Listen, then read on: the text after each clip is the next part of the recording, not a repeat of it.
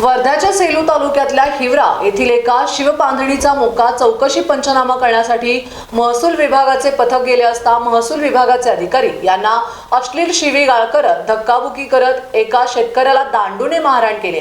मारहाणीचा धक्कादायक video social मीडियावर व्हायरल झालाय। हा व्हिडिओ 1 ते 1.5 महिन्यापूर्वीचा असल्याची माहिती पोलीस आणि तहसीलदारांनी दिली आहे। शेतकरी किशोर ताटू यांना शेतकरी अरुण शास्त्रकार नामक शेतकऱ्यांकडून मारहाण केली असून दोन्ही शेतकऱ्यांनी एकमेकांविरोधात सेलू पोलिसात गुन्हा दाखल करत दोघांवर देखील पोलिसांनी कारवाई केल्याची माहिती आहे। वर्धा जिल्हा अंतर्गत येणाऱ्या सेलू तालुक्यात सेलू तहसील अंतर्गत हिवरा या गावात शेत पांधन रस्त्याचा जो वाद या तहसीलमध्ये आला होता आणि तो वाद मिटवण्यासाठी नायब तहसीलदार किरसान एक भूमी अभिलेखचे कर्मचारी आणि मंडळ अधिकारी हे सर्व टीम हिवरा या गावामध्ये त्या शेतात पोहोचले व पोहोचताच ज्या शेतकऱ्यांची तक्रार होती पांधन रस्ता नव्हता त्या शेतकऱ्यांना त्या ठिकाणी बोलवण्यात आले। त्यात पोलीस पाटलाच्या मार्फत बोलवण्यात आले। त्या ठिकाणी गेल्यानंतर अचानक त्या शेतातून जाण्यासाठी मार्ग नसल्यामुळे त्या शेतातून जावं लागलं। शास्त्रकार नामक जे वर्धेचा व्यक्ती आहे त्याने अचानक जीवघेणा हल्ला केला। त्यात किरसान जे नायब तहसीलदार आहे यांच्यावर देखील काठी उचलण्याचा प्रकार केला। त्यांनाही हात पकडून शेताबाहेर काढण्यात आलं आणि ज्यांचा एक तक्रार होती जो वाद होता पांधन रस्त्याचा त्यांना बेदम मारहाण केली। त्यांच्यासोबत त्याच्या पत्नीनं देखील केली। काय नेमकं कसं झालं होतं? नेमकं म्हणजे 10 तारखेला मग झालं का मला बोलावून घेतलं यांनी। मी त्या ठिकाणी गेलो आणि त्या ठिकाणी गेल्यानंतर मग याच्यासोबत मग हे म्हणजे कशासाठी आले बा हे म्हणत होते का बा मी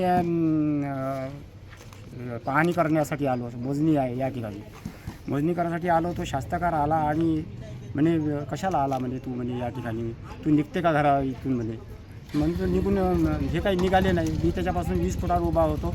त्यांनी माझ्यावर लाठीकाठी एकदम बेदम मारहाण केली आणि मला बेहोश केली।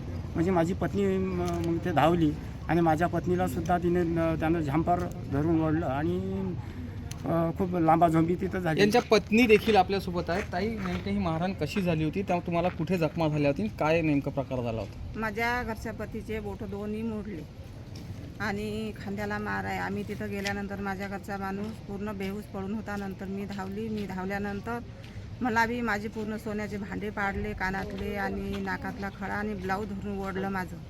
मला पूर्ण छेडखानी केली माझी आणि पुन्हा मारझोड करून शिवागारी करत होता आणि पुन्हा म्हणत होता तुला मी जीवानं मारतो।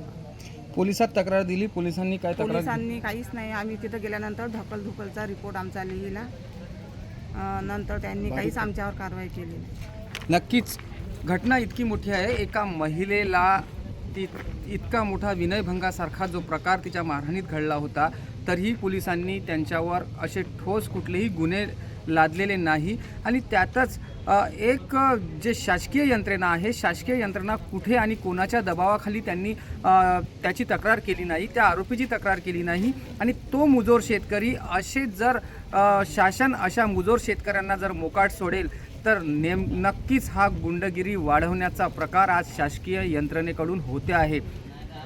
पोलीस अधीक्षक महोदय याची तात्काळ चौकशी करणार का? तसेच जिल्हाधिकारी महोदय आपणासही या पीडित शेतकऱ्याची आणि त्यांच्या पत्नीची तात्काळीची कळकळीची विनंती आहे का त्यांना न्याय मिळेल का?